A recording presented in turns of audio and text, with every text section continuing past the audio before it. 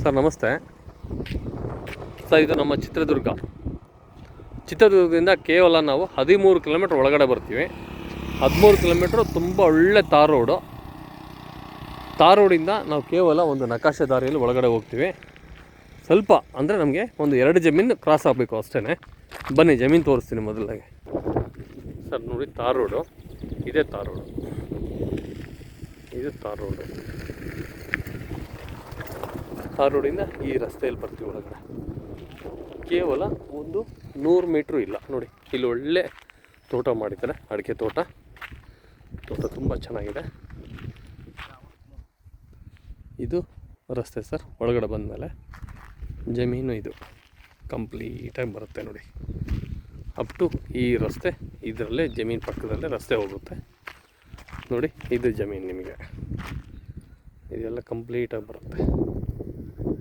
ಆ ಮೂಲೆಯಿಂದ ಏನು ಇದು ವ್ಯವಸಾಯ ಆಗಿಲ್ವೋ ಆ ಜಮೀನು ವ್ಯವಸಾಯ ಆದರೆ ಇದು ಸಹ ತುಂಬ ಚೆನ್ನಾಗಿದೆ. ತೋಟ ಮಾಡೋದಕ್ಕೆ ಇಲ್ಲಿ ಒಳ್ಳೆ ವಾಟರ್ ಸೋರ್ಸ್ ಇದೆ ಸರ್.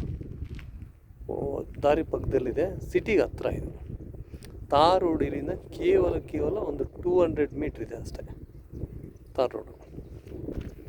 ಇದು 3.5 ಎಕರೆ ಬರುತ್ತೆ ರೋಡ್ ಅಪ್ರೋಚು. ಸರ್ ಪ್ರೈಸ್ ಬಂದುಬಿಟ್ಟು ನಾನು ನಿಮಗೆ ಒಂದು ಒಳ್ಳೆ ಪ್ರೈಸ್ ಅಂದರೆ ಇದು ನಿಮಗೆ ನಾನು 16.5 ಲಕ್ಷಕ್ಕೆ ಮಾಡಿಕೊಡ್ತೀನಿ. 17.5 ಹೇಳ್ತೀನಿ, 16.5 ಫೈನಲ್ ಕೊಡ್ತೀನಿ. ದುರ್ಗಕ್ಕೆ ಕೇವಲ ಹತ್ತಿರದಲ್ಲಿರೋಂಥ ಜಮೀನಿದು. ಒಳ್ಳೆ ಜಮೀನು, ಒಳ್ಳೆ ನೀರಿದೆ. ಬನ್ನಿ, ನೀರು ಸಹ ತೋರಿಸ್ತೀನಿ ನಿಮಗೆ. ನೋಡಿ, ಮಳೆ ಬಂದ ಮೇಲೆ ನೀರು ಯಾವ ಥರ ನಿಂತಿದೆ. 3.5 ಎಕರೆ ಬರುತ್ತೆ ನೋಡಿ.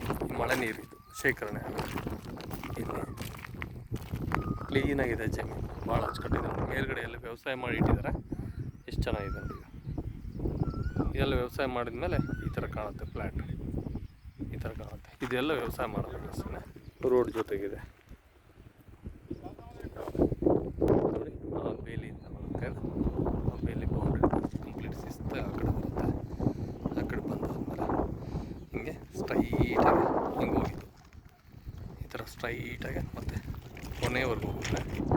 ಮತ್ತು ಇಲ್ಲಿ ನಮಗೆ ಜಮೀನು ಪಕ್ಕದಲ್ಲೇ ದಾರಿ ಅಟ್ಯಾಚ್ ಆಗಿದೆ ಕಂಪ್ಲೀಟಾಗಿ.